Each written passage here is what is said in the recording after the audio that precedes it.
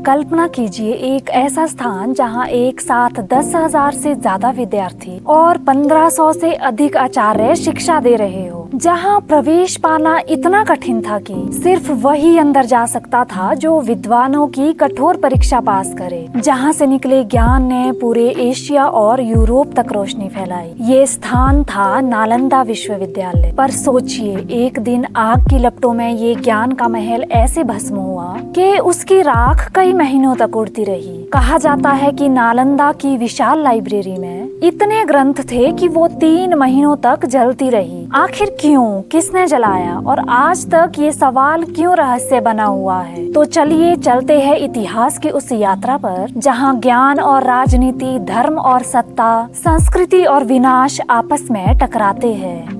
तो कहानी में आगे बढ़ने से पहले अगर आपने अभी तक वीडियो को लाइक नहीं किया तो प्लीज वीडियो को लाइक कर दीजिए और चैनल को सब्सक्राइब कर दीजिए।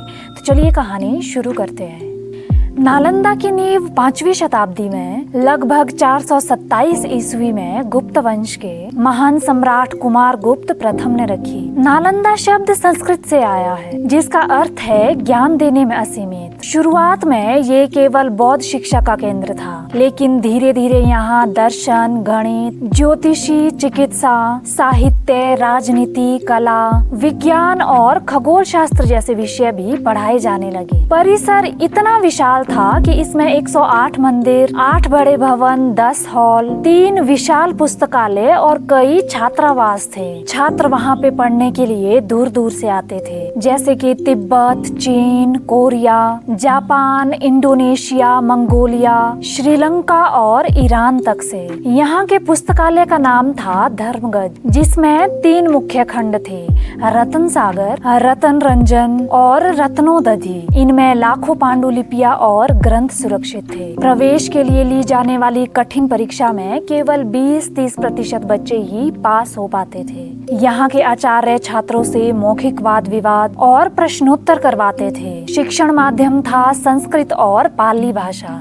यहाँ बौद्ध दर्शन के साथ साथ वैदिक और जैन ग्रंथों का अध्ययन भी होता था। हेवनसांग, जो कि चीन के रहने वाले थे, नालंदा में 5 साल तक रहे। वो लिखते हैं कि यहाँ अनुशासन इतना कड़ा था कि यदि कोई गलती करता तो उसे विश्वविद्यालय से निष्कासित कर दिया जाता। इतिंग संग, जो कि चीन के रहने वाले थे, वो लिखते हैं कि यहाँ का ग्रंथालय एशिया का सबसे बड़ा ग्रंथालय था। अल बिरूनी और अन्य अरब यात्रियों ने भी नालंदा को विश्व की सबसे महान शिक्षा नगरी कहा। इतिहासकारों के अनुसार नालंदा का अंत 12वीं शताब्दी में हुआ। मुख्य कारण था बख्तियार खिलजी का आक्रमण। बख्तियार खिलजी, जो कि दिल्ली सल्तनत के सेनापति थे, उन्होंने बिहार पर आक्रमण किया। कहा जाता है कि जब वो बीमार पड़ा तो किसी ने सलाह दी कि नालंदा के वैद्य उसका इलाज कर सकते हैं, परंतु वो ज्ञान और ग्रंथों से नफरत करता था। उसने सोचा कि अगर भारतीय वैद्य उसे सच में ठीक कर दे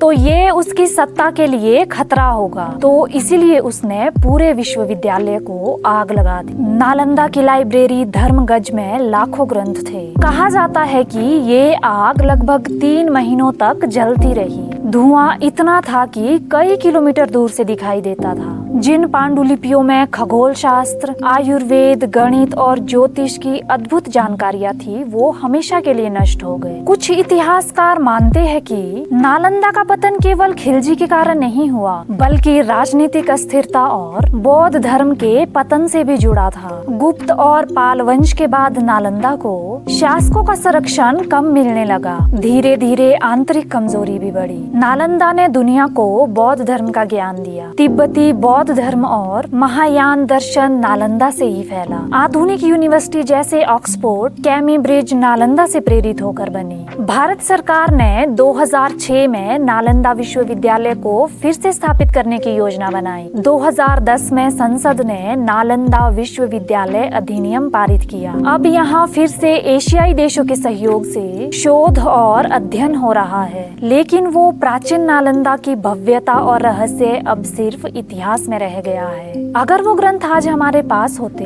तो क्या भारत विज्ञान और तकनीकी में आज और आगे होता? क्या खिलजी ने सचमुच इसे जलाया या ये केवल एक राजनीतिक चाल थी? क्या कभी भविष्य में नालंदा की पूरी जानकारी हमें फिर मिल पाएगी? नालंदा केवल एक विश्वविद्यालय नहीं था, वो था ज्ञान का मंदिर, विद्या का समुद्र और संस्कृति का प्रतीक। परंतु जब उसे जलाया गया तो वो केवल किताबें नहीं जली थी भारत की हजारों वर्षों की परंपरा, सभ्यता और विज्ञान की नींव। आज जब हम इसकी राख से इतिहास तलाशते हैं तो हमें एहसास होता है कि अगर ज्ञान नष्ट हो जाए तो पूरी सभ्यता अंधकार में डूब जाती है, और यही है नालंदा का सबसे बड़ा सबक। तो ये थी नालंदा विश्वविद्यालय की रहस्यमय कथा। उम्मीद करती हूँ आपको ये वीडियो पसंद आई हो। अगर आपको ये वीडियो पसंद आई हो तो प्लीज़ वीडियो को लाइक कर दीजिए, अपने दोस्तों के साथ शेयर कर दीजिए।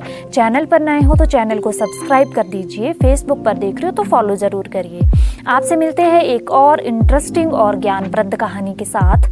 तब तक के लिए राधे राधे।